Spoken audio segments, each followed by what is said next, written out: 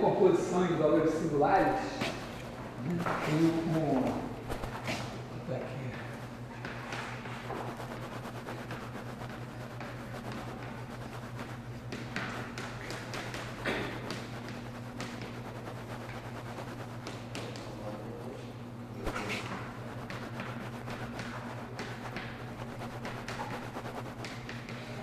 Tem um teorema super importante, de certa forma é a razão de ser da SVD, é que ela nos permite enxergar uma maneira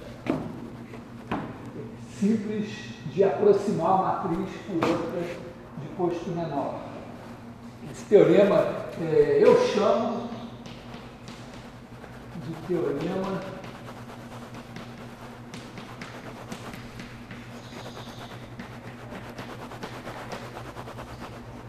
de aproximação de Schmidt. Schmidt é um alemão que viveu no começo do século XX, é o mesmo processo de Gram-Schmidt, e eu li um artigo que mostra lá que o Schmidt justamente teria sido o primeiro a enunciar e demonstrar esse teorema, até no caso de dimensão infinita. Porque a decomposição de valores singulares é de várias fontes diferentes. A coisa mais forte é a estatística, porque é justamente está ligado a uma coisa que eu já falei para vocês, que é a análise de componentes principais. O estatístico está acostumado a trabalhar com muitos dados e poder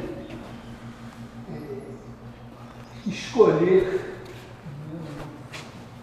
Você tem vários indivíduos, cada um com um monte de dados referentes a algumas coisas. Você diz, não preciso de todos esses dados para ter uma ideia do que está acontecendo, basta esses aqui. Que, infelizmente, não são os dados que você vê brutos. Né? Tem um desenho simples que a gente faz, você bota no sistema de coordenadas canônico. Se você tiver esses pontos aqui, todos eles têm coordenadas x1 e coordenadas x2 relevantes.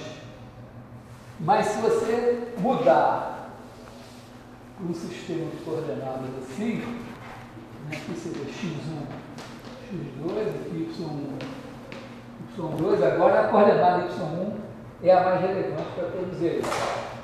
Claro que precisa ter essa sorte. Mas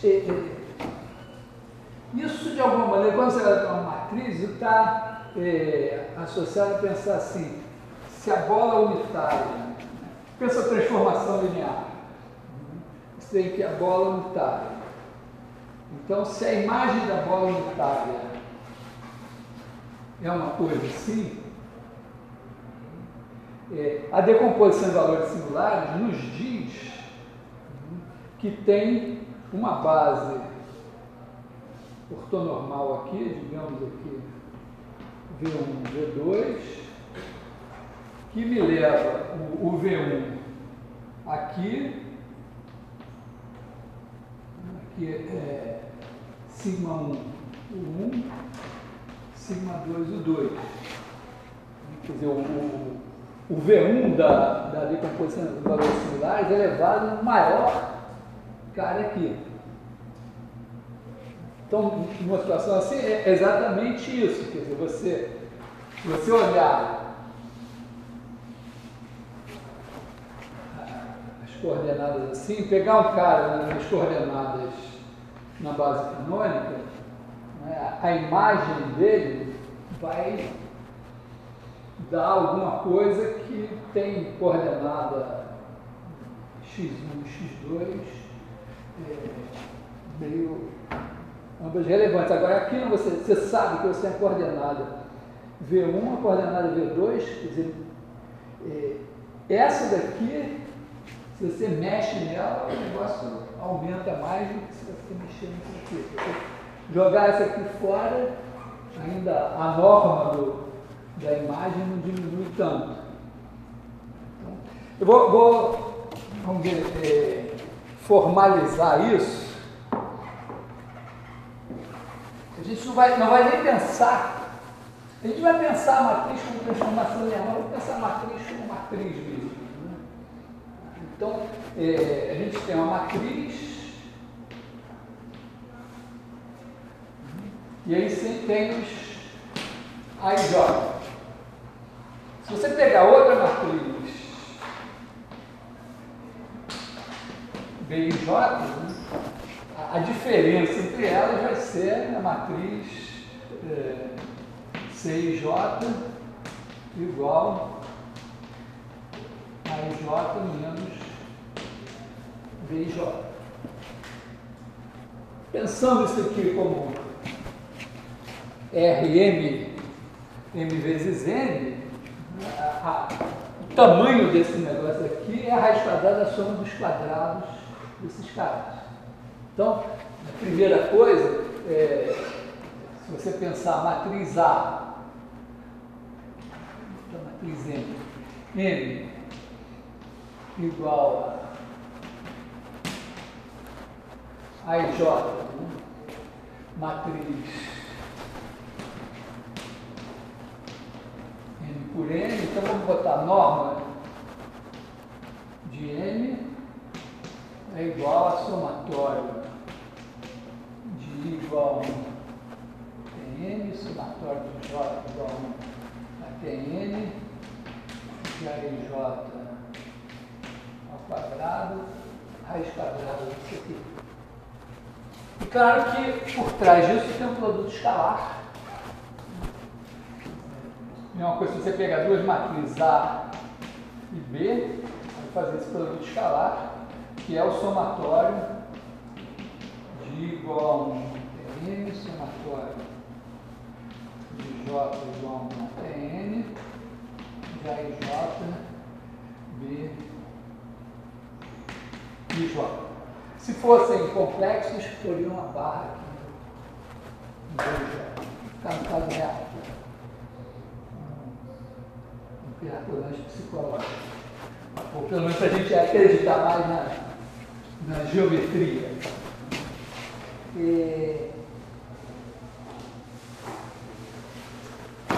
Bom, então, o que eu quero medir seria isso. Eu tenho uma matriz A e eu quero aproximar para a matriz B de maneira que isso aqui seja essa norma da diferença aqui, somatório de CIJ ao quadrado de J, esse aqui seja o menor possível. Como eu tenho um produto escalar, eu posso começar a pensar em projeção. No caso aqui da SVD, o que o teorema de aproximação diz é o seguinte: ele tem uma maneira simples de otimizar essa aproximação, supondo o seguinte: eu vou aproximar essa matriz por uma aqui, cujo posto seja no máximo um certo K.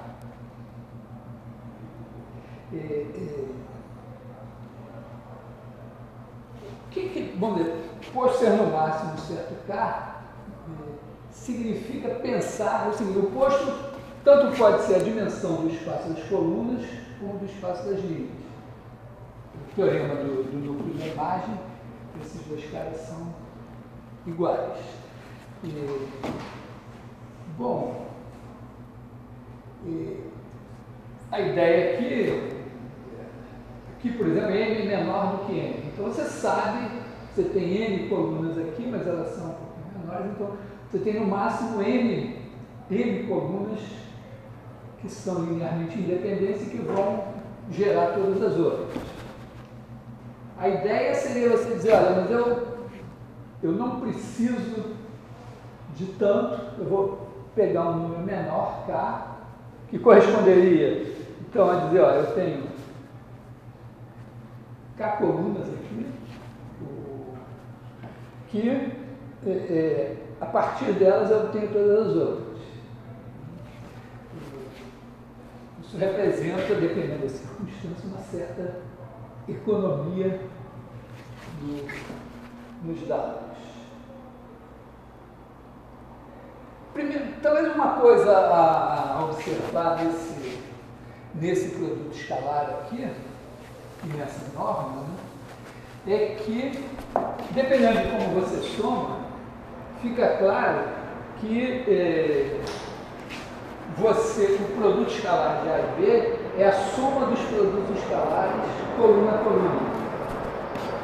Se você soma aqui, nesse caso aqui, linha a linha, para cada linha que você fixa aqui, para cada linha que você fixa aqui,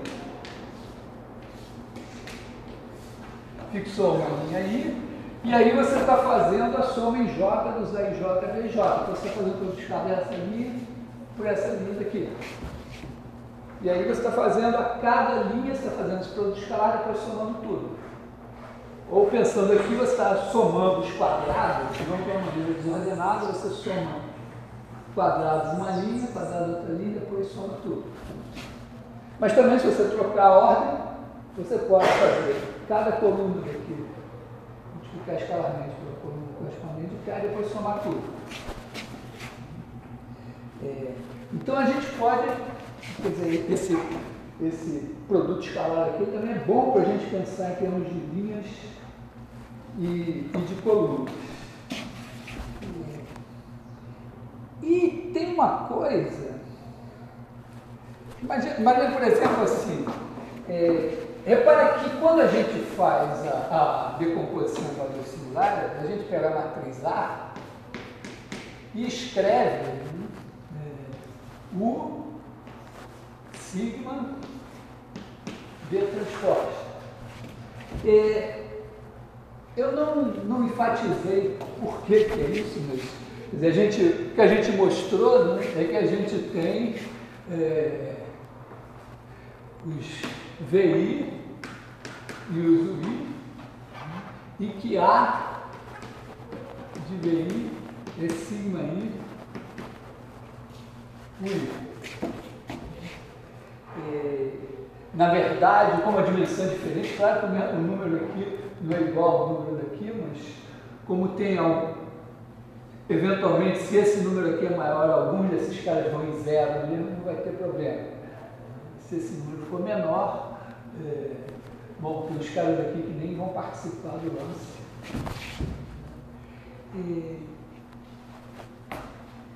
Isso, então, repara, isso significa o seguinte: se você fizer A a nossa matriz A, aqui, A. Aí você multiplica pelo V1 e você obtém aqui sigma 1 1. Se você multiplicar pelo V2, você obtém sigma 2 e 2. E assim sucessivamente. Aí tem uma hora que eventualmente sobra gente lá, mas basicamente, se você botar aqui V1, V2, VK, botar assim VL, você vai ter aqui sigma L, o L. O que significa que se você pegar a matriz V, bom, tem mais V's aqui,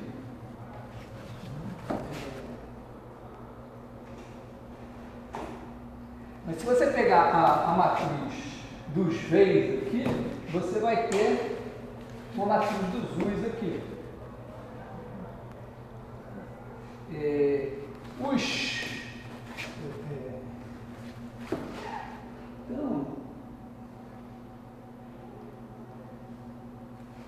vamos dizer, bota uma coisa assim.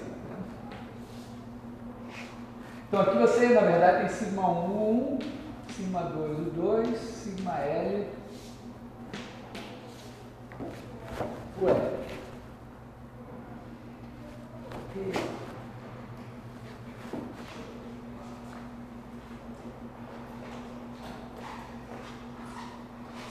Se agora você multiplicar, se você multiplicar essa matriz pela transposta da matriz deZus, que essa matriz aqui, esses caras são, são multiplicados por si. Mas se você multiplicar aqui agora, então, a situação é assim, né? Você tem A vezes AV índice L,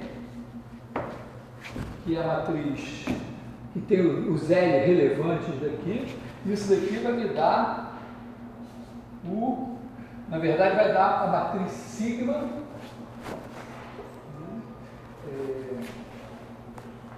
vai me dar o L vezes uma matriz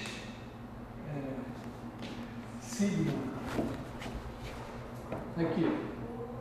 Aqui é a dos sigmas.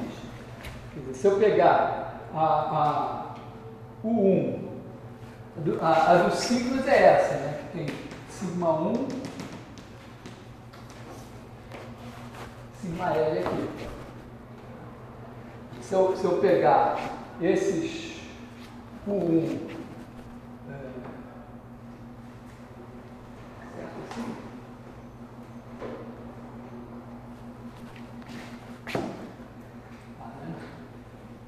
Toda vez que eu multiplicar, aqui vai dar isso. Essa daqui seria uma sigma L. Então, se eu multiplicar pela UL transposta, quando eu multiplico pela UL transposta, eu fico com uma identidade. Repara que essa sigma aqui é mais curtinha, porque esses caras aqui tem M coordenadas. O L pode ser menor que M. Pode ser menorzinho. Então, você multiplica aqui, encurta mesmo, e fica só essa daqui. Então, você tem uma coisa assim. O que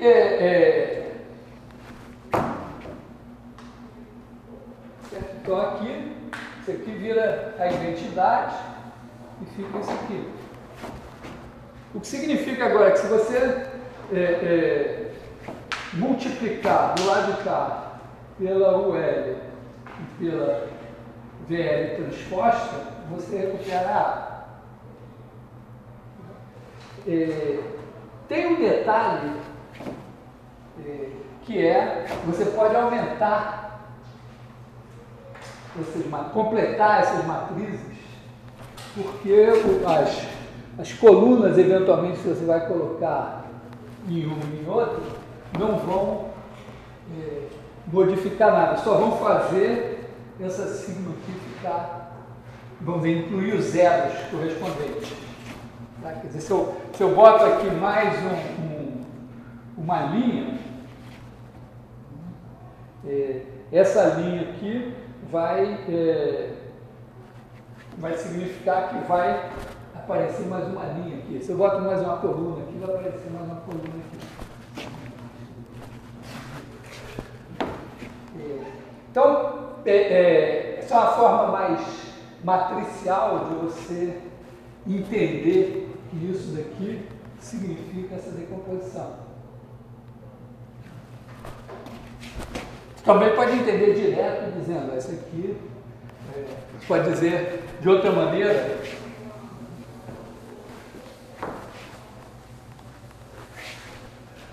dizer assim, isso aqui pega um vetor, porque quando você tem, isso é uma coisa também, né? Você tem um vetor x1, xn,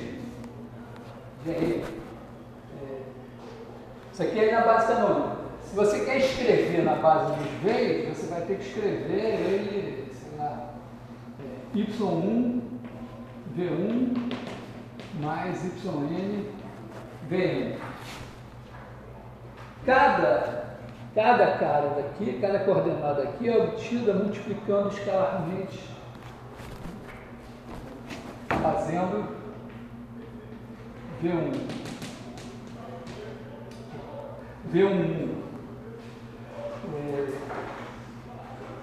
Vamos pegar aqui o V11, V1N.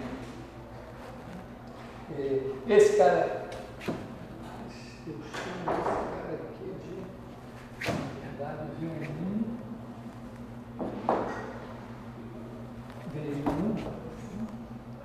Multiplica esse cara daqui por esse, e você vai ter o quê? Multiplicando lá de cá, tudo dá zero, fica o Y1. Então, mesma coisa com o 2. Então, se você, o que acontece então é o seguinte, para obter, se você quiser obter as coordenadas Y1, Y2, YN aqui, você só tem que fazer o seguinte, se você quiser obter YN, você simplesmente bota aqui os vetores V na horizontal, aí você multiplica esse cara escalarmente por esse, você tem o Y1, esse escalarmente por esse, Y2, etc, etc. Então, se a matriz V é a matriz dos vetores VI, a V transposta pega um vetor escrito na base canônica e escreve nessa base. Então, quando você pega um vetor que vem na base canônica, multiplica por essa matriz, você escreve na base dos veios. Aí você aplica sigma nesses caras. Ora, a ideia é que isso vai ter o efeito de aplicar a A do cara. Então, a matriz sigma nos VI vai dar, em cada um deles vai dar sigma I, o I. Então você vai pegar, vai entrar o x1, xn, aí ele sai, vamos chamar esse cara aqui de x escrito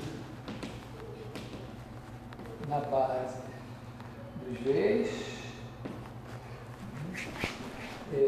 Aí você vai ter o que você vai obter em seguida é o A de x escrito na base dos U's. O que significa isso? Como essa matriz vai pegar o VI, vai multiplicar por sigma I, vai produzir do VI o sigma I e o I, se você pensar que, vamos dizer, na verdade ela não vai fazer isso, né? Ela vai pegar o VI e vai levar no vetor que tem 0, sigma I, esse aqui é o VI. Esse cara daqui vai ser levado nesse. Mas se você pensa esse cara escrito na base U, ele é o sigma I, o I. Então, quando você multiplica você pegou o cara, que é Y1, V1 mais Y, ele vai sair Y1, o I, Y2, Y1, o 1, Y2, o 2, tá? Só que isso representado na base dos U's, onde o 1 é simplesmente um 0, 0, 0, 0. Você quer esse resultado agora escrito na base canônica de Rm. Então você tem que pegar um vetor que está escrito na base dos U's e escrever na base canônica. Tá? Se o seu vetor vai ser, na verdade vai te dar isso, né? Sigma 1, Y1, U1, mais sigma N, vamos supor que é o mesmo YN, o N, vamos supor ele igual a N só para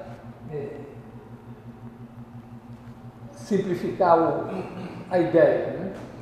Então isso aqui é o que saiu daqui.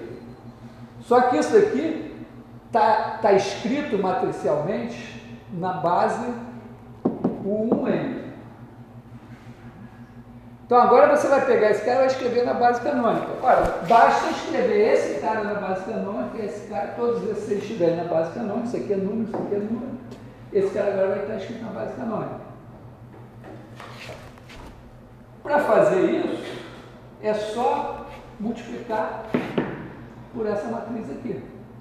Né? Porque esse vetor aqui, moralmente, é isso. Ele está escrito assim, é sigma 1, y1, sigma n, yn. Quando você multiplica pela matriz dos u's, você vai fazer isso daqui vezes esse primeiro, mas isso daqui vezes o segundo, mas isso daqui vezes o último. Que vai ser exatamente y1, yn vezes sigma 1, o 1, sigma 2, o 2, que vai ser então o seu A de x, que estava escrito na base dos u's, agora escrito na base canônica. Então, isso também é outra maneira de entender essa história daqui. Oi. Tá. Tipo, recebe o x, está escrito na base do v, aí essa v transposta. Não, ele entra na base canônica, aí multiplica pela v transposta para escrever na base dos v's. Ah, Tá? Depois multiplica por sigma, que vai dar o A desse cara escrito na base dos v's, escrito na base dos u's. E agora multiplica por U, que vai pegar o cara que está escrito na base dos u's e vai reescrever na base canônica. Tá? Tá, você pode ter, vamos ver, a visão puramente matricial utilitária de, olha só, o teorema é uma decomposição, você pega uma matriz e escreve como produto de matrizes, mas aqui tem um certo significado também que casa com esse teorema aqui. Bom, uma coisa importante aqui nesse produto escalar é o seguinte, bom, essas matrizes que estão entrando em cena aqui são as matrizes ortogonais, né? Então, vamos dizer assim, a gente tem aqui o Fourier em ação, né? Quer dizer, se você tem x igual a y1v1 mais yn/vn, então você tem esses caras aqui com vi, vj igual a delta j, que é 0 quando diferente de j, 1 igual a j, já não estou escrevendo, estou falando. Então, se você quiser o yi, ele vai ser x escalar vi. O que significa que, se você pegar a matriz dos V, V1, Vn, multiplicar pelo x1, xn, isso daqui vai dar y1.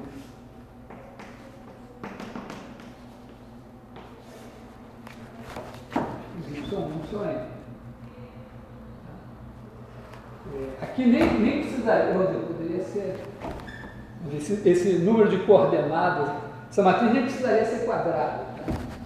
Mas, quer dizer, você pega a matriz dos V's, transposta é a matriz que faz isso.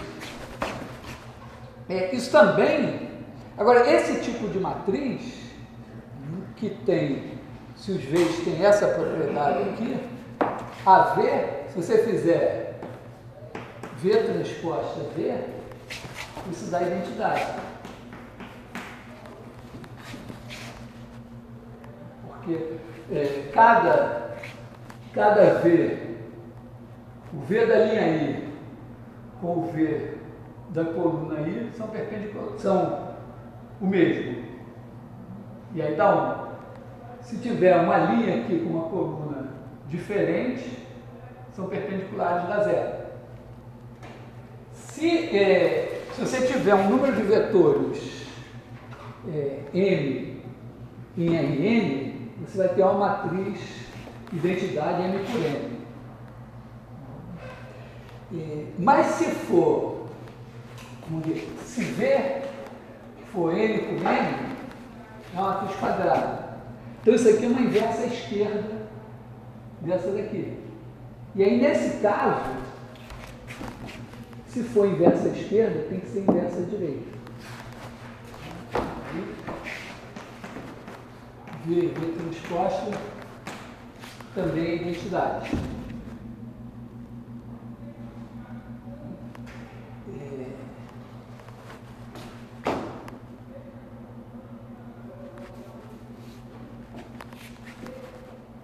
Basicamente, bom, isso pode passar de várias maneiras, mas se os vetores são 2 a 2 ortogonais, eles são linearmente independentes. Então, esses caras aqui, em princípio, você tem N vetores linearmente independentes, em Rn. Mas se eles forem N vetores linearmente independentes, eles são uma base.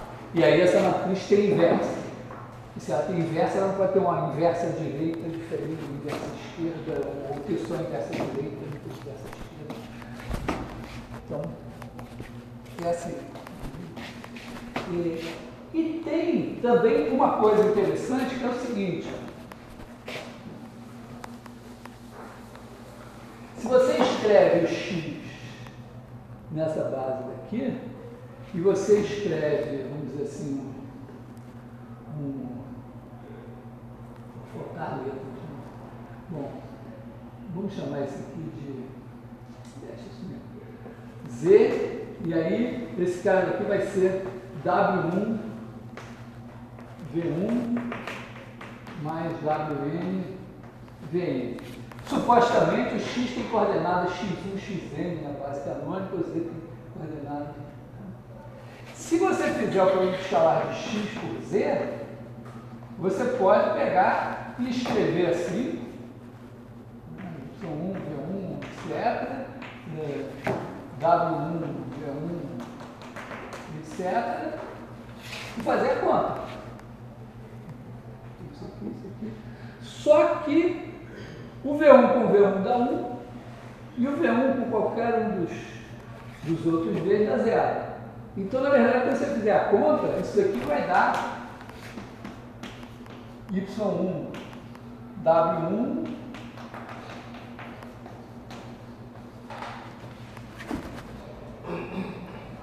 quer dizer, essa transformação que é a multiplicação para uma matriz assim, uma matriz de mudança de base, uma matriz ortogonal, ela preserva o produto escalar.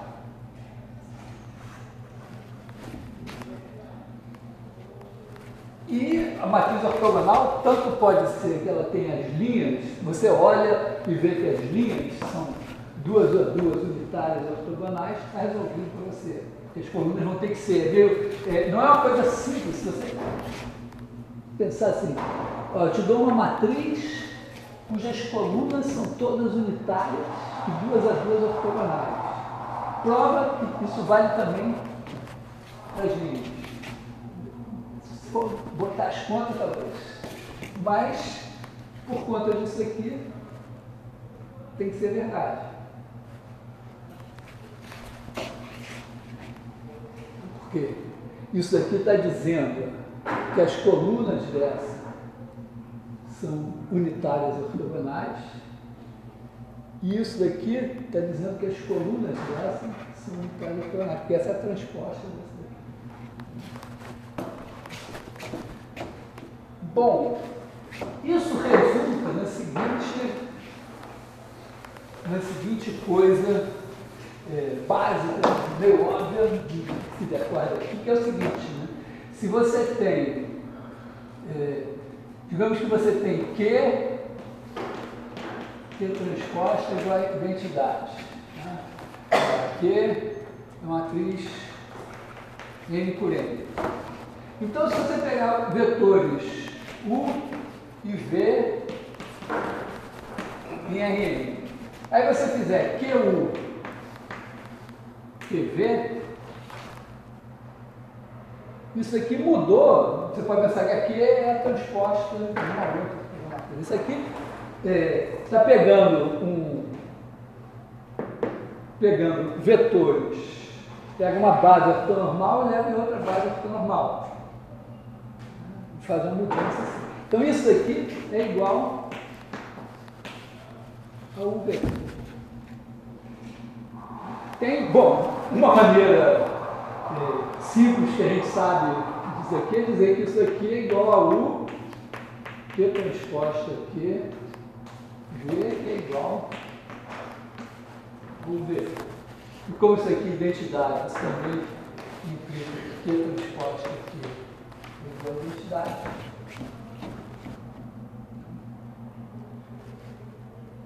Pode fazer essa passagem de novo do que eu vi aqui? É porque a gente tem a definição de adjunta e a maneira da gente chegar, uma maneira natural da gente chegar na matriz transposta é pegar isso aqui e isso aqui é igual. Talvez você não tenha feito esse exercício. Esse exercício é basicamente você pega A de U, escreve, né? Então isso aqui vai dar U1 vezes a primeira coluna de A, mais U2 vezes a segunda coluna, mais o N vezes a enésima coluna, e aí você vai multiplicar escalarmente por B. Aí na hora que você faz essa conta, naturalmente, ó, aqui é igualdade de embaixo, né, da aula, então, você acabou de apagar. A de UV É igual a transposta. Eu não escrevi a transposta. Sim, é porque eu tinha visto você que colocar da aula. É porque eu usei isso aqui, né? Eu usei aqui QV é igual a U Q transposta QV. É só isso?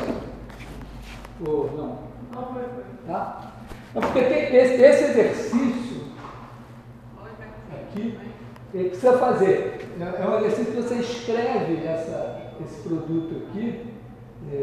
Se você escrever cada coordenada desse aqui numa linha assim, né? Porque tem uma coordenada aqui, é uma soma. Aí você bota aqui V1, V2, Vn. Então você está multiplicando V1 por esse negócio, V2. Então é um V1 que está em evidência no produto aqui, na soma aqui.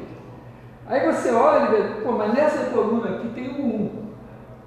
Então eu posso multiplicar esse V1 e tirar o 1 para cá. Nessa tem o 2. Você multiplica e tira o 2. Aí você reescreve esse negócio e em vez de ter V1, V2, Vn em evidência, vai ter o 1, o 2, o N. E aí vai aparecer uma coisa com o V1, o Vn, que é justamente isso aqui. Essa é uma conta que eu acho que é importante fazer para ter essa matriz transposta no sangue. E é legal que você enxerga nas linhas aqui que você tem que enxergar nas colunas. Mas olha a consequência para a matriz aqui. Imagina que você tem o produto escalar da matriz A pela matriz B. Isso aqui é o somatório, vamos dizer, da coluna de J igual a N, da coluna J de A pela coluna J de B. Quem perdeu a atenção, preste atenção agora, eu vou fazer uma mágica importante. Então, imagina o seguinte, que eu multiplique aqui o A e o B. A minha U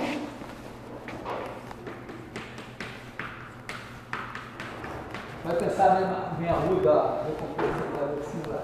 Faça isso aqui. Cada coluna desse negócio aqui vai ser U vezes a correspondente coluna de A. Então, isso aqui vai ser o somatório de J igual a Tn da coluna J de U,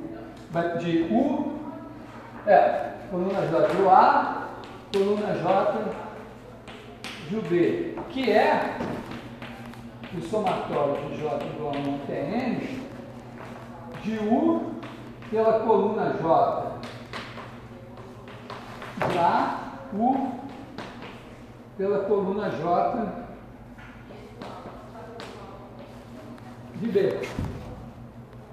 Quando eu multiplico a matriz U pela matriz A, é como se eu fizesse U vezes a primeira coluna, U vezes a segunda coluna, U vezes a terceira coluna e botasse tudo junto do outro lado.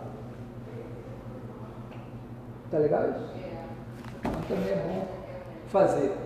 Ora, mas agora isso aqui é o produto escalar de vetores em Rn. E se eu estou multiplicando uma matriz assim, eu sei que isso aqui é igual a somatório de J igual a Tn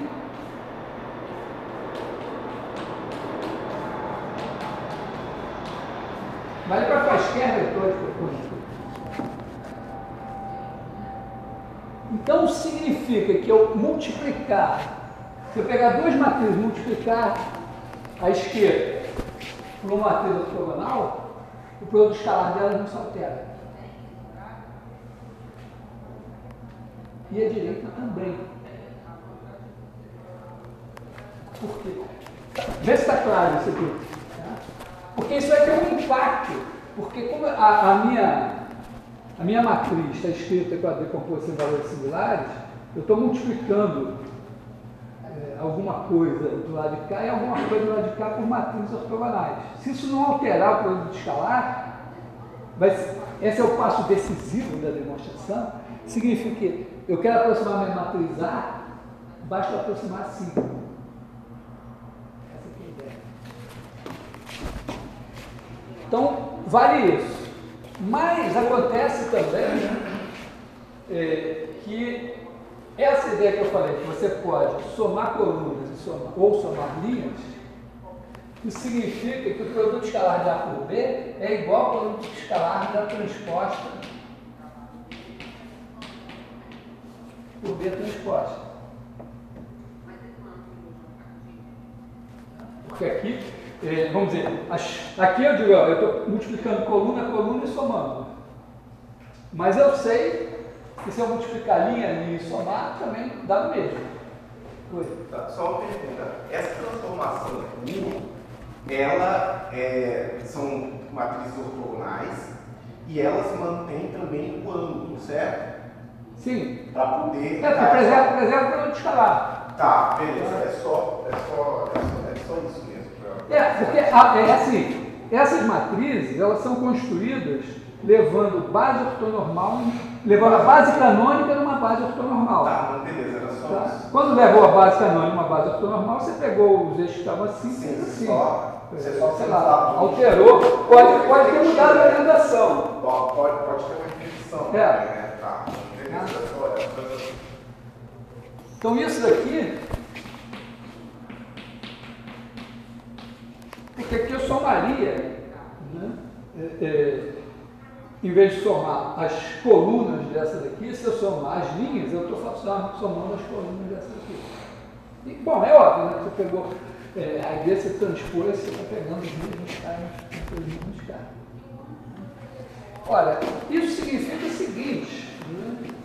Que se eu quiser, em vez de olhar para o A, o B, se eu tiver uma V, tal que V transposta igual a V transposta V, identidade. Essa daqui é identidade em Rn. Essa daqui é em Rn. Essa daqui é em Rn.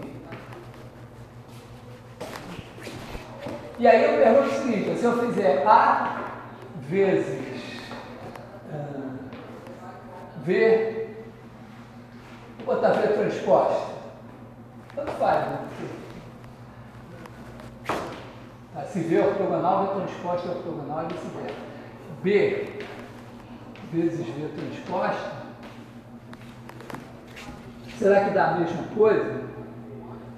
Aí eu posso simplesmente dizer, olha, mas isso daqui, pelo que eu sei, eu posso pegar a transposta dessa, que é V, A transposta, V transposta, é o mesmo produto escalar.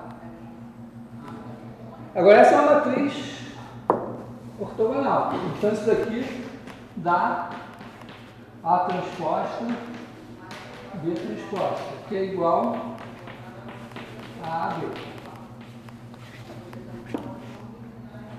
Então, não só, porque a primeira parte é geometricamente mais óbvia, né? Eu estou pegando as colunas e estou transformando por uma coisa que preserva o produto escalar. Então, a soma dos... Essa segunda aqui é menos óbvia, porque eu estou fazendo antes de multiplicar pela matriz. Mas com essa ideia daqui, isso aqui funciona perfeitamente. Então, significa que o produto escalar de matrizes não se altera se eu multiplicar, seja a esquerda ou seja a direita, por uma matriz ortogonal. Sendo que, bom, do lado esquerdo tem que ser uma matriz ortogonal M por N, e do lado direito tem que ser uma matriz ortogonal M por N. Mas, fora isso, não vai mudar. Então,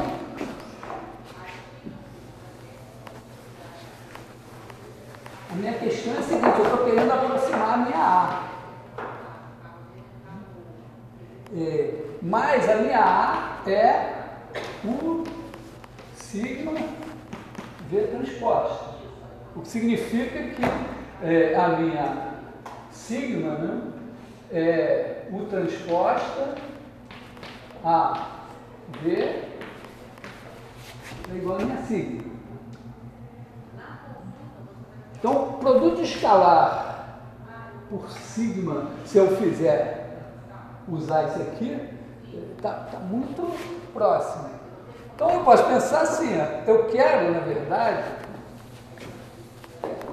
eu quero uma B e eu quero olhar para o produto escalar de B menos A por B menos A. Mas eu quero trazer para sigma. Então, para trazer para sigma, eu multiplico a A. Então, eu posso fazer o seguinte, eu pego aqui a minha B menos A e multiplico do lado de cá por U transposta, do lado de cá por V.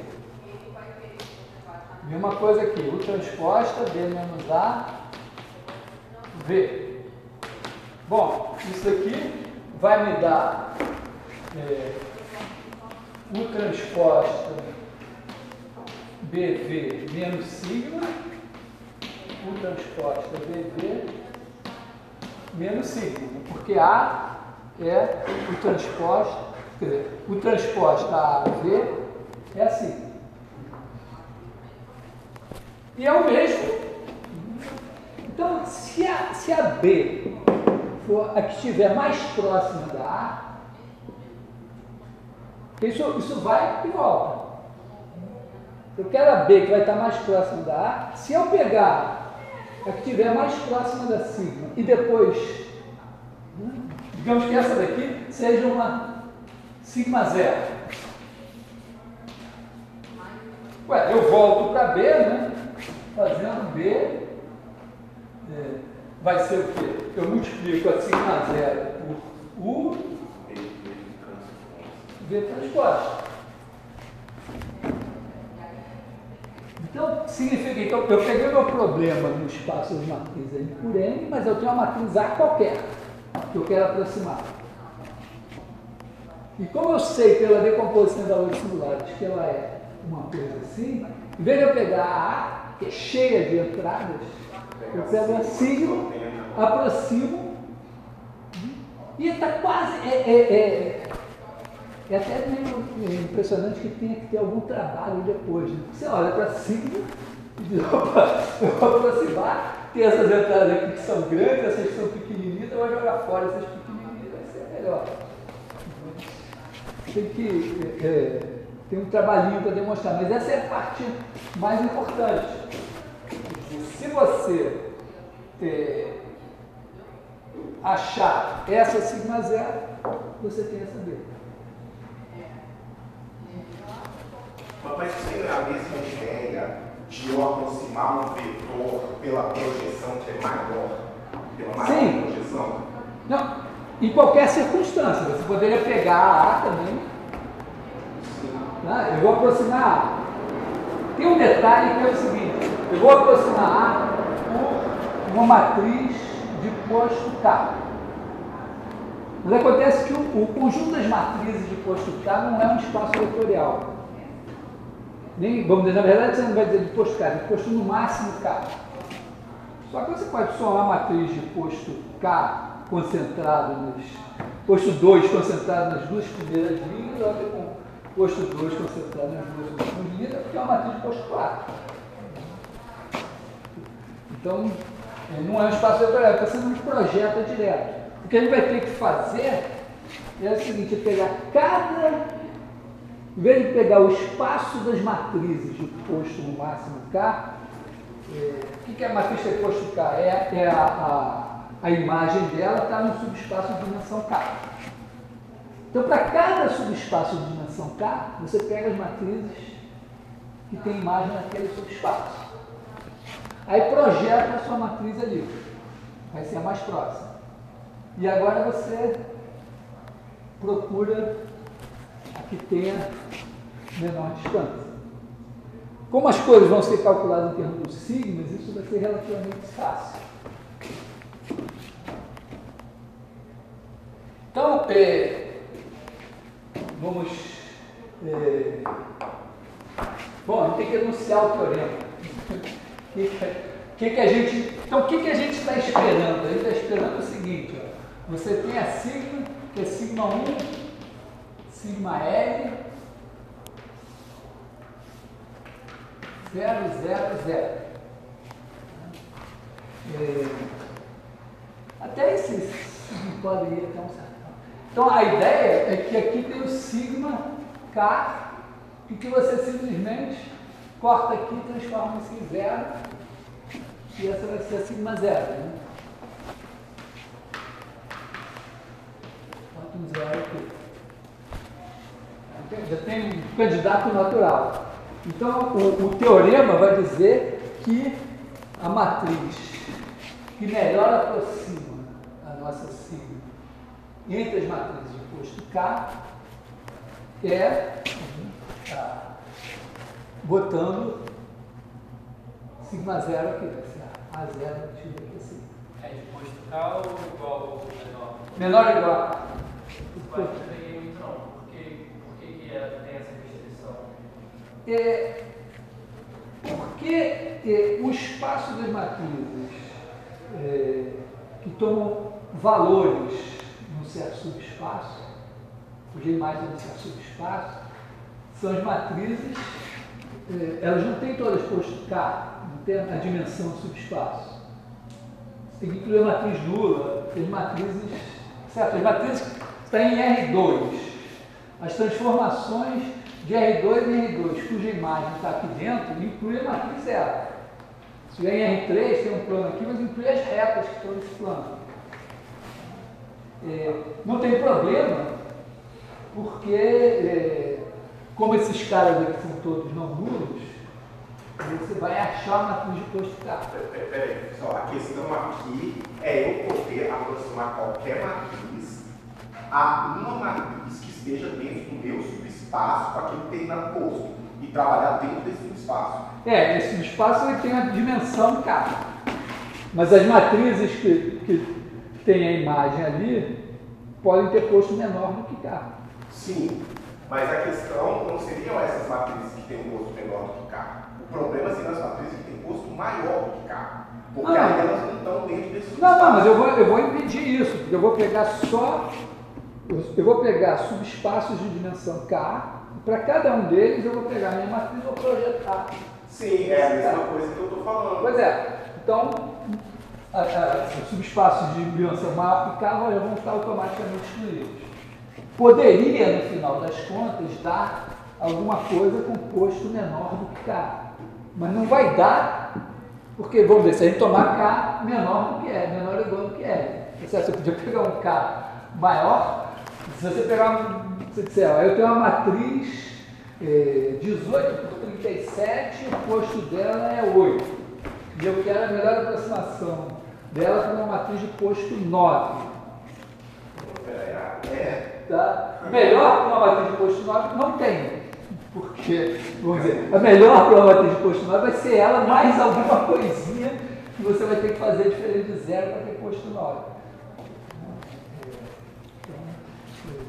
Mas você pode fazer, tá? Se a sua matriz tem posto 8, se você disser, eu quero a melhor aproximação por matriz de posto menor ou igual do que 7, vai dar uma matriz de posto 7. De posto 6 vai dar uma matriz de posto 6. Mas essa matriz, por exemplo, eu tenho meu subespaço das matrizes de posto 8, e aí eu tenho uma matriz de posto 7. Essa matriz de posto 7 não pode estar incluído nesse subespaço? Pode, mas se a sua A tem posto 8, ou vamos dizer, tem posto 10, você quer aproximar por uma de posto 8, você pega lá o subespaço de posto 8. A aproximação dela no seu subespaço pode dar de posto 7. Tá? Porque ela pode, por exemplo, ter duas colunas ortogonais no subespaço. Aí você projetou, deu posto 6.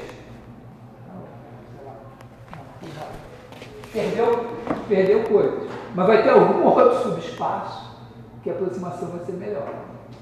Porque o melhor vai ser pegar o subespaço que é gerado pelos 4 primeiros vetores. Aqui. Tá certo? É meio intuitivo assim, né? Eu tenho uma solução que faz exatamente isso aqui. Isso é indiscutível. Porque se eu pegar a transformação que leva V1 em sigma 1, V2 em sigma 2, V2, VK em sigma K ou K, e o resto de V leva em 0, ela vai ter posto K e vai ter essa matriz aqui. Quando eu fizer a diferença com essa, vai sobrar esse pedacinho aqui. Isso eu tenho.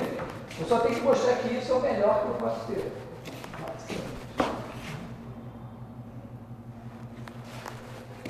Tá claro? Se tiver alguém perdido. Às vezes está perdido, mas não quer ser achado. Aí, por exemplo, nessa parte de eliminação de postos, seria sobre aquela parte que você falou de baixo peso, né, que é um posto que não importa tanto quanto os outros. Não? Você vai. Como.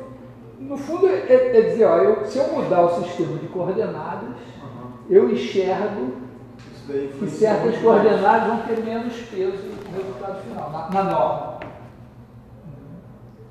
Porque a norma do vetor, se você, vamos dizer, pega a canônica, né, todas as coordenadas têm o mesmo peso. Você pode, vamos dizer, aprofundar esse teorema um pouquinho e dizer, não, eu posso, em vez de usar o produto escalar canônico, usar um outro produto escalar em NN, um outro em NN. Isso significará, na verdade, normalizar as matrizes antes. Essa seria a melhor maneira. Você pega a sua matriz A, normaliza, aproxima dessa maneira e volta para trás. Essa é outra maneira mais simples de fazer. Mas, no fundo, é isso. Você sempre pode colocar as suas coordenadas de maneira que todas tenham o mesmo peso. Aí você diz, não, mas esse sistema em que todas têm o mesmo peso, para essa matriz aqui, não é adequado. Então, eu vou mudar. Tem um engraçado que eu vi isso na matéria de redes neurais, que trabalha com algumas matrizes de tipo 10 mil linhas por 10 mil colunas. E aí tinha que aproximar esse operador de alguma forma. E aí eles vai reduzindo o grau desse operador até que ele tenha um único parâmetro, ou seja, vai reduzir uma matriz de ranking, né, de custo 1. Sim, mas E aí você vai verificando essa operação para poder fazer o gradiente descendente, né, que é o gradiente estocástico que você escolhe aleatoriamente. E converge. Sim, você tem um método numérico que vamos ver, eu estou mostrando o teorema, mas você tem que ter métodos numéricos. Mas a questão é que pega uma matriz de 10 mil por 10 mil e aproxima por uma matriz de posto 1 e o troço aproxima. Sim, mas é a primeira aproximação. Depois você vai fazer a segunda, depois a terceira, a segunda. E em vez de você tentar normalizar a matriz de 10 mil por 10 mil, você faz diversas aproximações de uma matriz de posto 1, que é um custo computacional muito menor. Sim, porque o que eu estou fazendo aqui, eu estou completamente alheio aos métodos numéricos. Estou fazendo geometria e estou explicando meio que geometricamente o teorema. Sim. Mas de qualquer maneira, né, tem um exercício no final do capítulo correspondente que também entender que a SVD significa escrever a A como um somatório de matrizes assim, em que aqui é a sigma I, o I, e aqui é a VI. Que é exatamente o mesmo processo. Então, vamos dizer, cada uma dessas daqui tem o tamanho, né? Esse aqui poderia botar sigma I aqui fora. Então, essa matriz aqui, o tamanho dela é sigma I. Então, você vai escrever uma soma de matrizes que são 2 a 2 ortogonais. E aí o primeiro valor singular é o maior desses caras aqui. Então, se tem um problema de... Bom, também quando eu fiz a demonstração, eu disse, como é que eu vou fazer? Eu vou procurar o maior cara lá na imagem. Então, claramente você tem um negócio de eu quero maximizar isso aqui. Então, eu pego o gradiente e aponto para lá. Tem toda... Claro que, vamos dizer, nada disso seria útil, mas tem uma utilidade muito menor se a gente não tivesse métodos numéricos e computadores que permitem a gente calcular em um tempo razoável e com uma aproximação bastante boa essas coisas.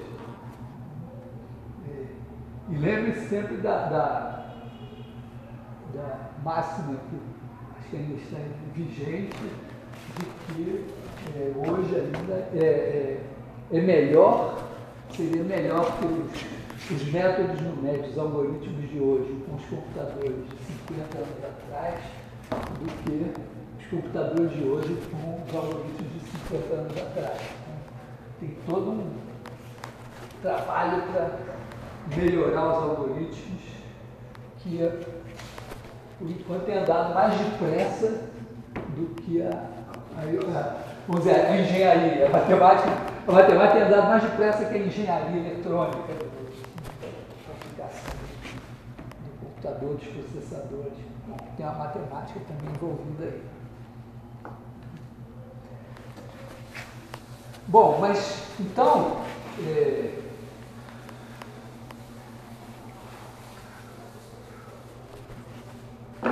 que diz o teorema. A é uma matriz M por N. E aí, com decomposição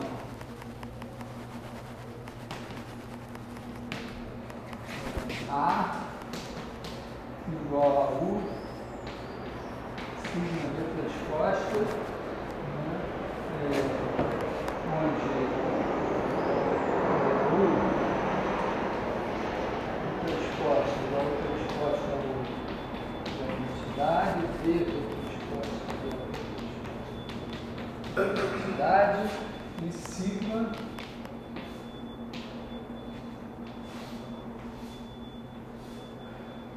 pode ser uma coisa assim,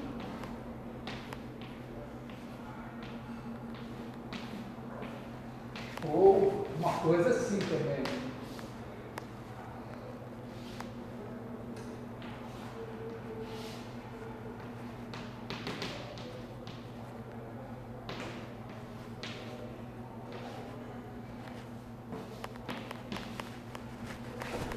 Não estou dizendo que M é maior que N, é que M é maior que N. Então,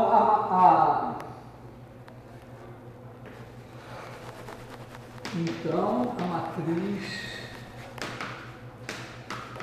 AK, deposto K, que melhor aproxima A é AK igual a U sigma K V transposta com sigma K igual a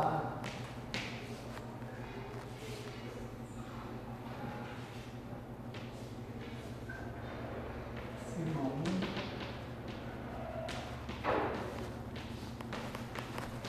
ou correspondente aqui. E o melhor aproxima significa que norma de A menos AK é menor ou igual que norma de A menos B para toda B deposto K, vou botar aqui K menor ou igual que L, tá? L é o oposto da... Aqui está implicitamente sigma 1 maior ou igual que sigma L maior que zero. B deposto menor ou igual que K.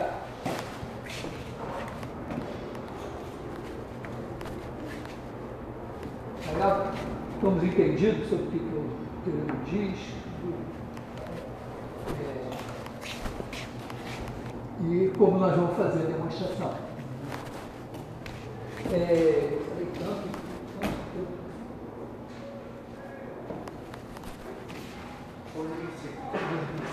Agora, vamos ver mas eu acho que é importante fazer a demonstração, entender que demonstração é essa que você está fazendo, essa ideia.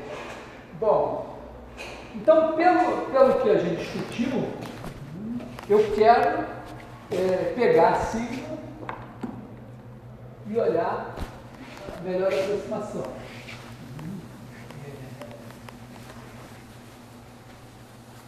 Então, a minha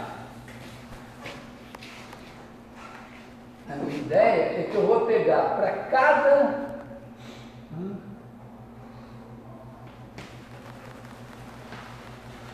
E contido em Rn de dimensão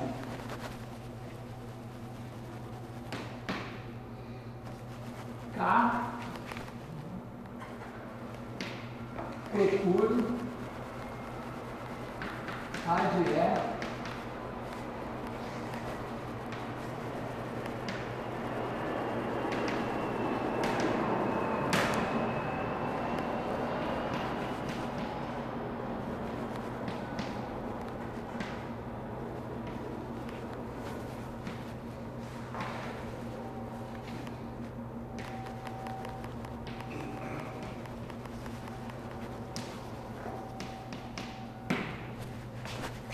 Então eu pego um subespaço de dimensão K em Rm, pego todas as matrizes com imagem B,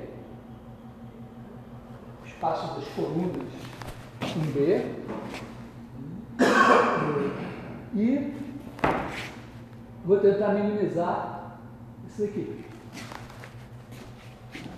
Então, esse cara, quer dizer, esse espaço das matrizes com imagem B é um espaço vetorial dentro do espaço das matrizes. Se você soma, né, se todas as colunas de uma matriz estão nesse espaço e todas as colunas dessa matriz estão nesse espaço, quando você soma coluna a coluna, todas vão estar nesse espaço. Quando você multiplica por escalar, vão estar nesse espaço. Então ele é um subespaço do espaço das matrizes. A melhor aproximação, então vamos chamar assim, M de E. Está aqui o M de E. É o espaço das matrizes que tem todas as colunas em E. Está aqui a minha A. Aqui o zero das matrizes. Lembrei do céu dos pintinhos. Não sei se vocês esqueceram do céu dos pintinhos. Antigamente, quando a criança era pequena, às vezes morria o pintinho, aí a mãe dizia, não, ele foi para o céu dos pintinhos. Então, aqui, vamos dizer, assim como tem o céu dos pintinhos, cada subespaço tem o zero do subespaço. Tá? O zero do espaço. Então, aqui é o espaço das matrizes, aqui é o zero do espaço das matrizes. Então, está aqui o A, está aqui o zero do espaço das matrizes. Eu olho o A como um vetor e eu projeto isso aqui. Tá? Então, esse daqui é o meu A de E. Repara uma coisa, quando eu projeto, eu obtenho uma matriz e cada coluna dessa matriz está em E e ela tem que ser a mais próxima da correspondente. Tem que ser o vetor de E que é o mais próximo da correspondente coluna daqui. Certo? Eu pego aqui a A, tem as colunas, a A de E, aqui tem suas colunas. Eu vou fazer a diferença dessa para essa, pegar o quadrado da norma, a diferença dessa para essa, pegar o quadrado da norma. Então eu tenho que minimizar o quadrado da norma em cada uma. Então eu tenho que projetar cada coluna aqui.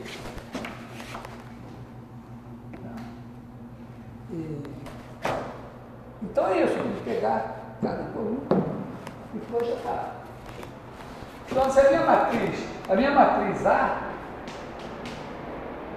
eu posso pensar assim, ó, ela é sigma 1, 1, sigma 2, o 2, sigma L, o L, e eventualmente eu posso botar até sigma N, o N,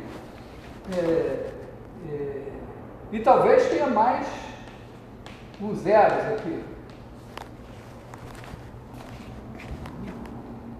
Porque se ela for uma matriz assim, sigma 1, sigma 2, 2, sigma L, o L, pode ter uns U's que ainda existem, foram levados em zero, depois acabaram os U's, e tem ainda umas colunas nulas aqui. Então, a minha matriz é uma coisa assim. Tá claro?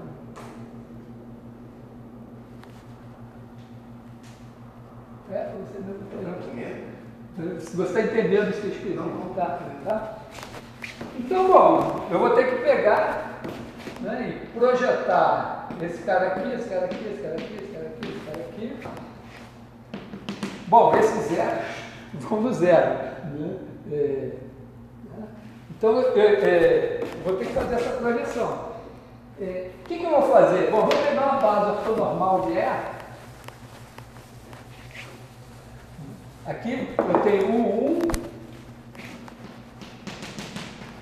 1, o M, aqui era M, né? M, o M. Né? Isso aqui é a minha base da SDD do RM. Tem os caras aqui que estão só em posição de impedimento. Tem problema com eles. Aliás, engraçado, eu não sei se vocês são assim, eu ontem torcendo pelo Vasco, eu sou Botafogo, torcendo pelo Vasco.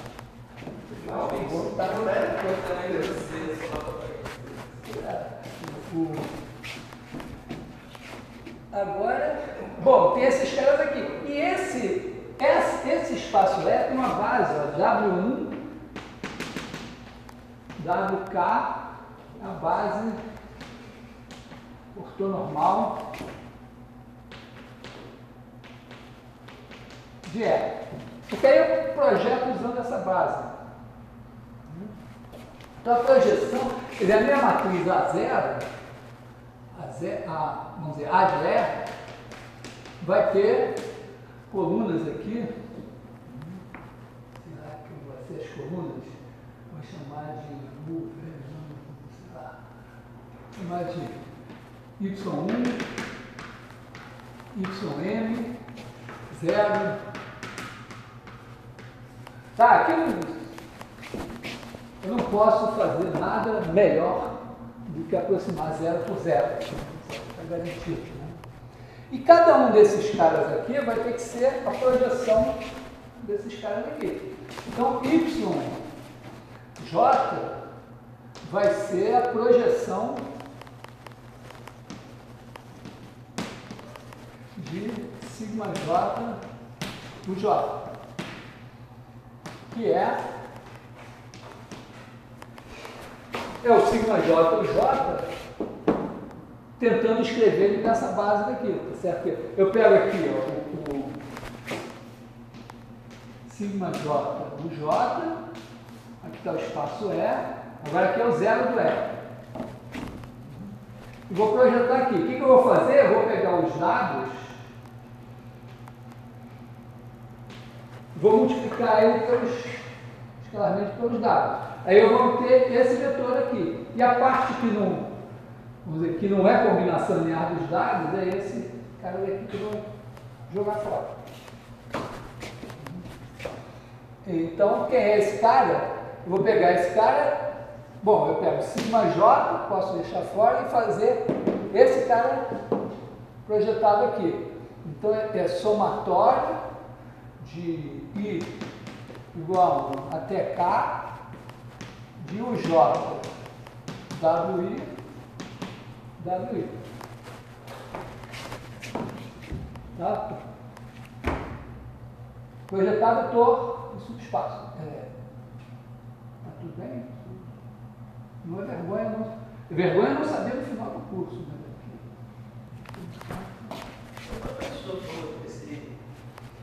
É porque é o seguinte, ó, você pega o cara aqui, o V, está o espaço. Aí aqui está a base do espaço.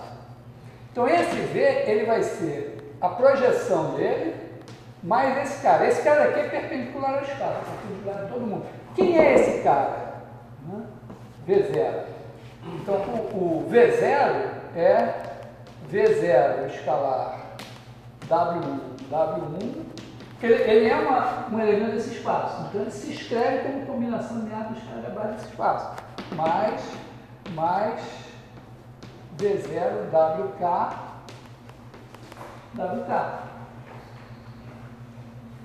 Só que eu não sei quem é o V0, então eu não sei quem é esse negócio. Só que o V é igual a V0 mais esse, vamos dizer assim, V.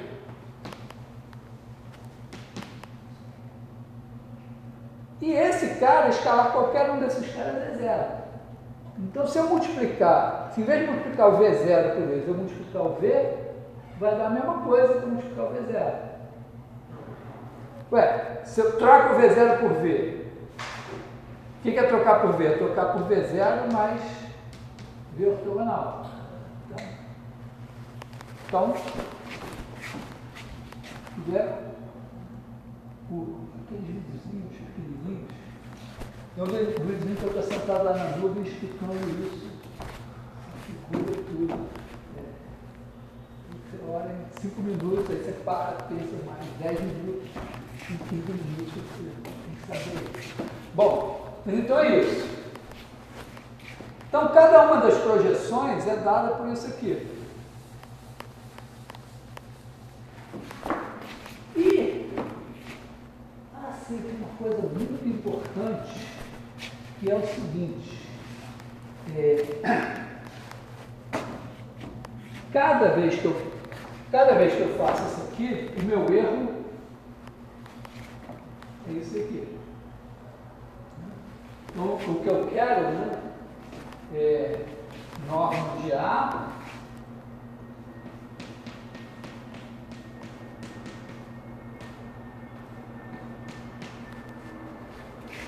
mas tem o Pitágoras que diz que isso aqui, como esse é o terminal aqui, isso aqui é norma de A ao quadrado menos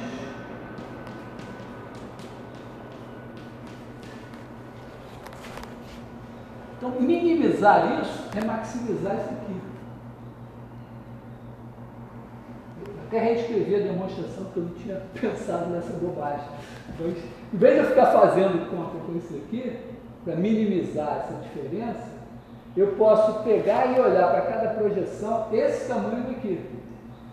A projeção que tiver a maior norma é a mais próxima. Tá? Eu quero chegar o mais próximo de A, para diminuir esse negócio aqui. Quando eu diminuo isso, eu aumento isso. Então, a maior projeção, o Paulo, se não te dá uma ideia geométrica, eu sou assim também. Você não. Tem pessoas que são algébricas. O futuro é delas, porque o computador é uma máquina algébrica e você trabalha lá no negócio de dimensão altíssima, super estranho. Mas de vez em quando. Bom, então eu quero, na verdade, eu quero olhar para o tamanho desse cara daqui. Quem é o tamanho desse cara daqui? Tá? Então, o tamanho desse cara, norma. Quem é a norma de A de E ao quadrado? Eu vou somar isso em J. Tá? Então, isso aqui é somatório de J igual a 1 até M. Alguns sigma J aqui são zero, mas eu vou deixar eles. E aí eu vou ter sigma J ao quadrado. E bom, a norma disso aqui é a soma dos quadrados, do quadrado da norma. Como esses caras são unitários ortogonais, eu vou ter um J, WI, aliás, tem que somar, né? Somatório, I igual a 1 até K, de o J, WI ao quadrado.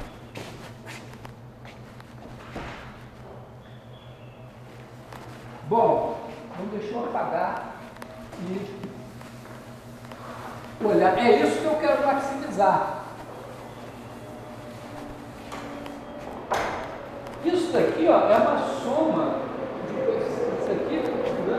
Então isso aqui é um somatório de J igual a 1 até M do certo alfa J sigma J ao quadrado.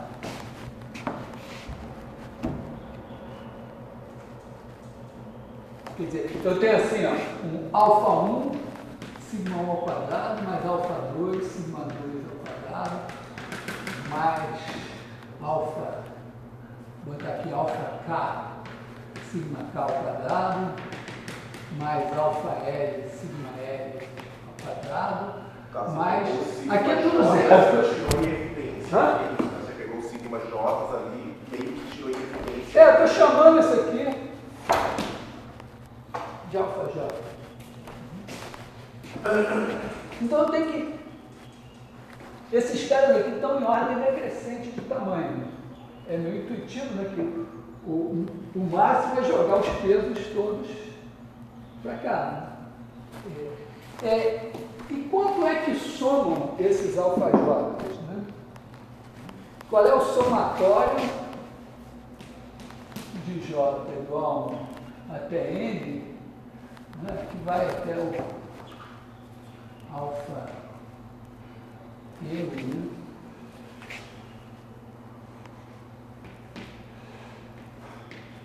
Sigma N ao quadrado. Pode ser. Vamos dizer, daqui para cá tudo é zero. Então, qual é o somatório de alfaj? Bom, primeiro, alfaj maior ou igual a zero, com certeza, né? Isso daqui, ó, é no máximo igual à norma do UJ. Eu estou pegando o UJ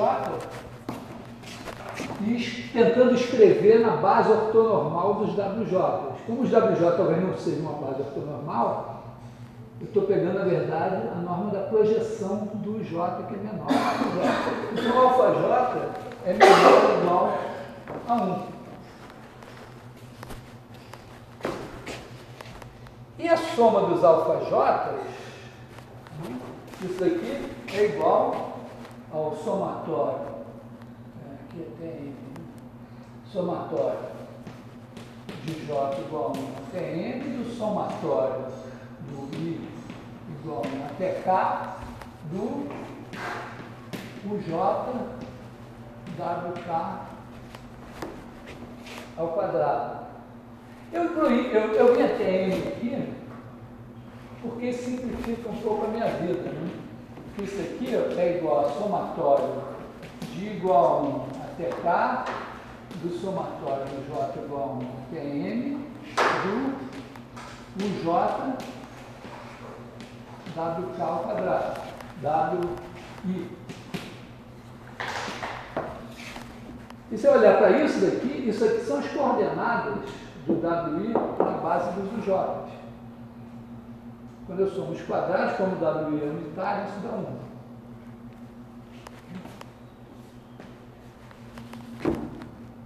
Se eu tivesse parado em P, dava menor ou igual a 1. Primeiro, pensei na K. Então, isso aqui é igual a K. Então, eu tenho N números. Por que não? Porque isso aqui, como os UJ são a base de Rn, quando eu estou pegando, cada produto escalar desse é a coordenada do WJ, do WI nessa base. Eu estou somando os quadrados das coordenadas da norma. Está somando os quadrados de... Na verdade, eu posso simplesmente parar aqui, no posto L é menor ou igual do que N, e dizer, bom, então é menor ou igual do que K. Então é isso, eu estou botando os pesos aqui, pesos positivos, no máximo 1, e a soma dos pesos que eu tenho para colocar é K, ou no máximo K, dependendo de como eu penso. E aí, não é difícil ver que se eu botar 1 nos K primeiros e 0 no resto, eu não posso fazer nada melhor.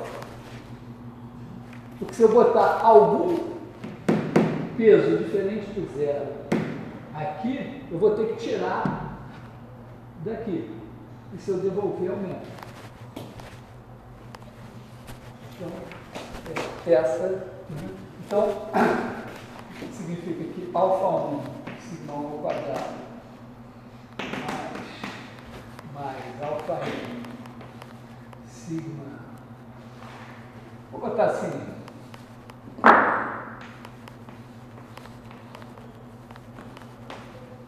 Tá? Se eu parar aqui,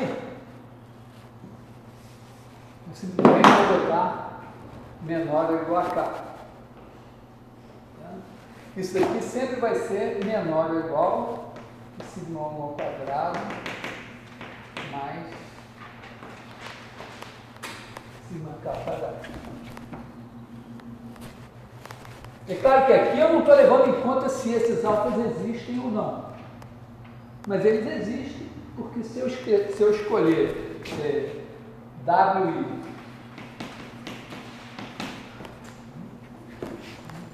Esse aqui é obtido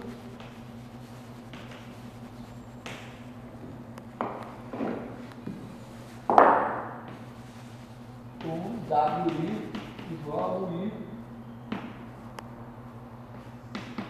igual a 1 até cá. Esse, aí que você escolher esse espaço que eu postava que era, vai ser melhor. Repare que a demonstração aqui não tem nada de muito mirabolante, como eu falei, é puramente algébrica. Um problema de otimização, mas eu não provei a existência usando algum teorema de existência, eu simplesmente exibi, calculei a solução.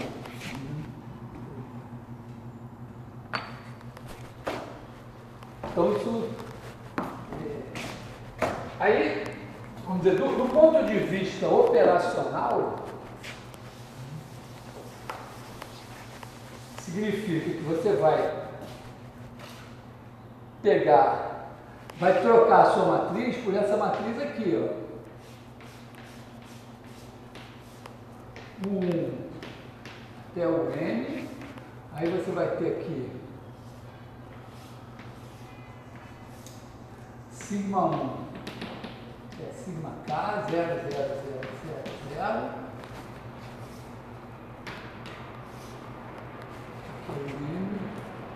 E aqui você vai ter que é a V transporte, que são os V's aqui deitados. Então, em princípio, você está pegando uma matriz que você tem que guardar n vezes n coordenadas e está guardando m ao quadrado, n ao quadrado, mais k. Então, a primeira coisa é observar o seguinte, que nessa história aqui, se você parar aqui no K e cortar essa matriz aqui, o que vai acontecer? Nada, né? Então, a ideia é essa, você pode cortar esses caras aqui. E pode cortar, pegar aqui no VK e cortar isso aqui.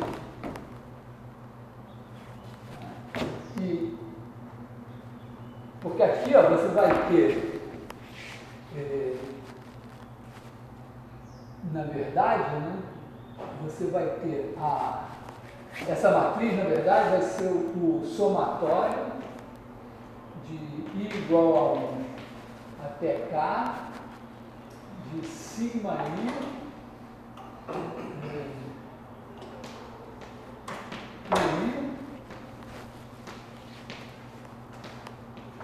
VI transposto. Porque olha só, vai ter, porque o efeito é o quê? Você vai pegar um cara de Rn, vai escrever na base dos V's. Então você vai ter que multiplicar escalarmente por cada um dos V's. E depois você vai pegar as coordenadas que você obteve, vai jogar fora.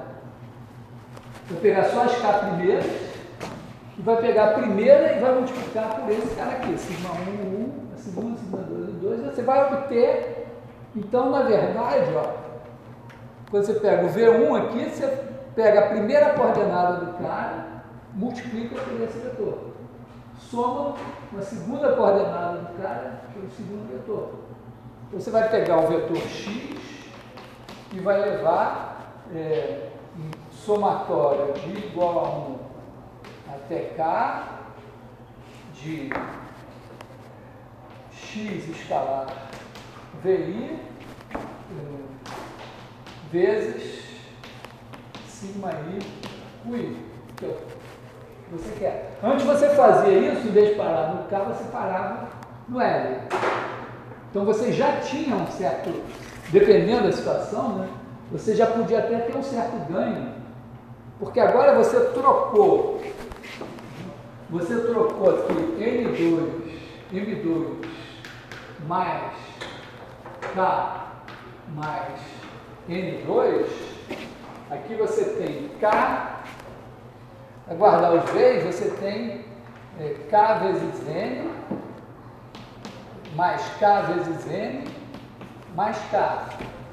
Então, você trocou por K vezes N, mais 1. Mas, na verdade, você não precisa guardar os signos. Você pode guardar o sigma 1, o 1, sigma 2, o 2. Então, na verdade, você pode incorporar esse cara aqui e guardar K. Então, a troca é essa de M2.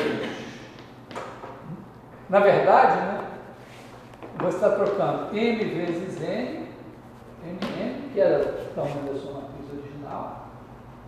Se você tivesse usando a SMD, você estaria guardando L vezes M mais N. Dependendo do L, isso aqui pode ser maior do que isso. Porque o L pode ser, por exemplo, imagina que N é menor que N. Então o posto pode ser N. Aí você trocaria MN por N mais N ao quadrado.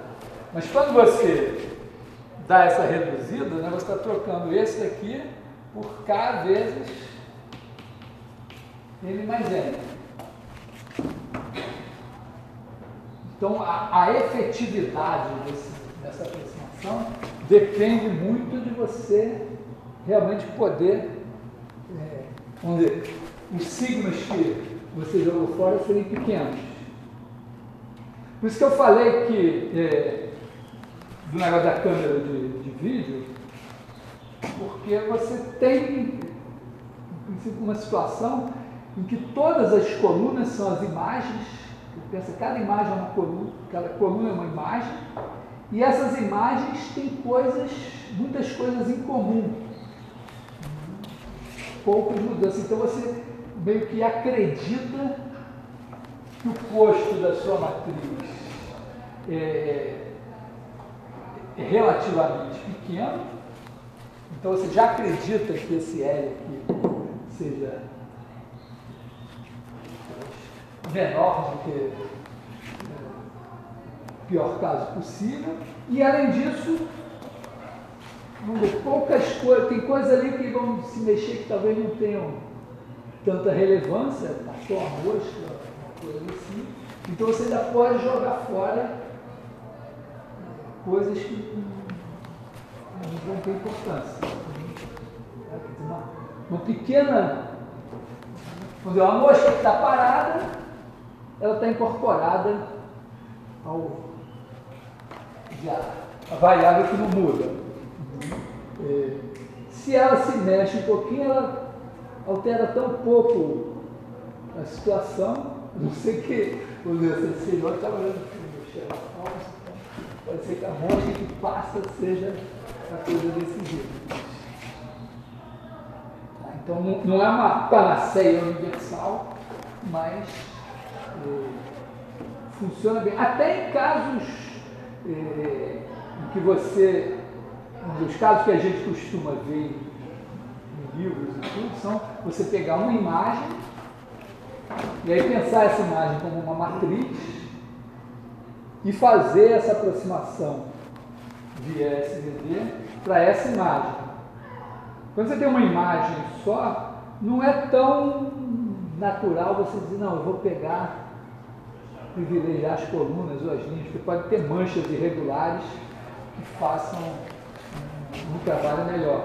Mas mesmo assim, tem exemplos que não são triviais, que a coisa funciona melhor. Mas se você pensar, como eu falei, no banco de imagens, então todas as imagens são rostos de pessoas. Aí você espera que elas tenham características comuns, cada imagem é uma coluna, você espera que aquele banco de imagens tenha uma coisa, inclusive, né, que você possa extrapolar.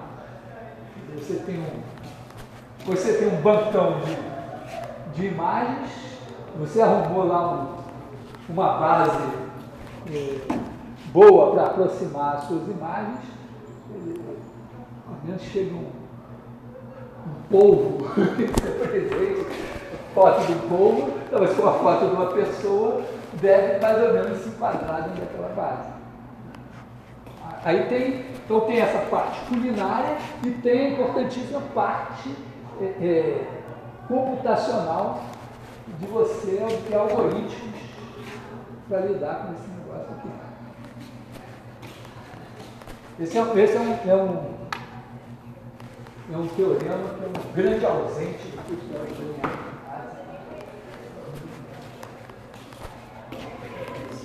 Você fala, por exemplo, esse exemplo do polvo, quer dizer que a aproximação do polvo por aquela base é espaço S.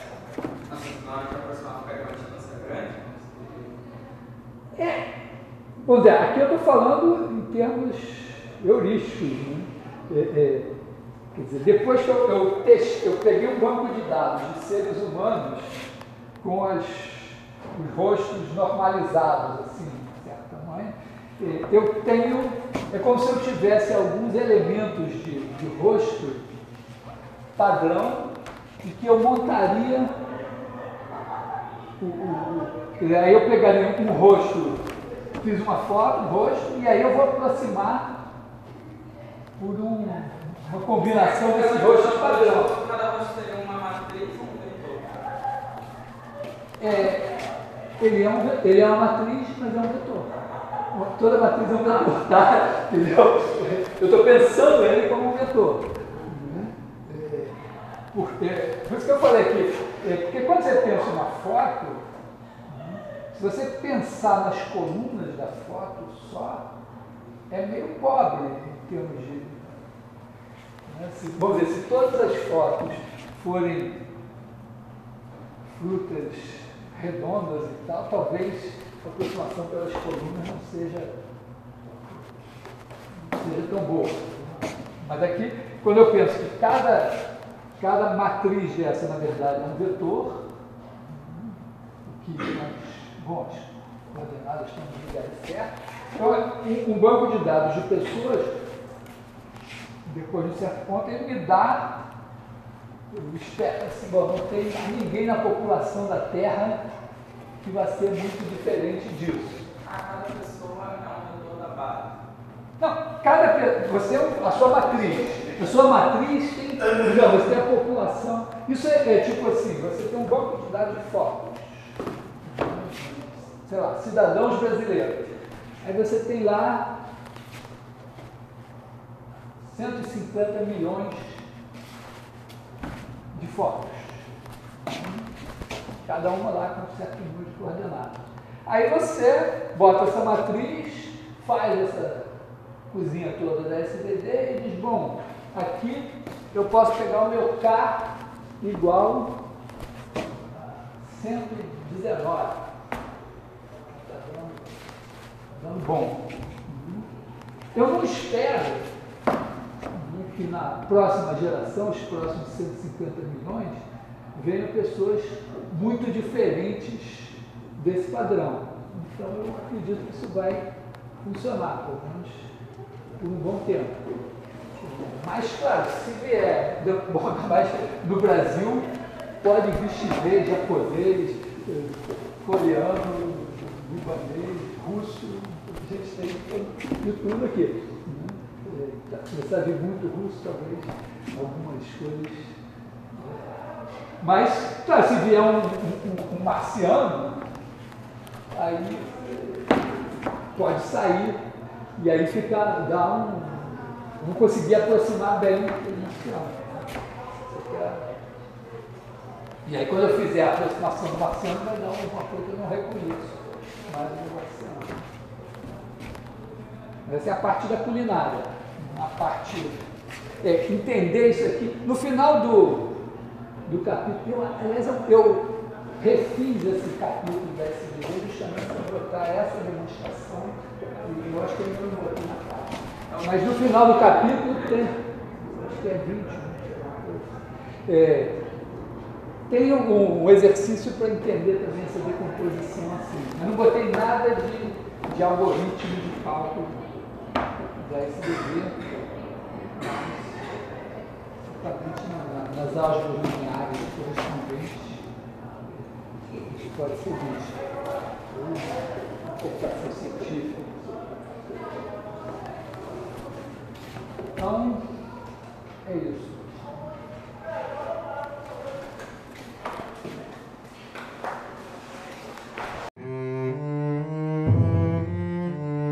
Thank you.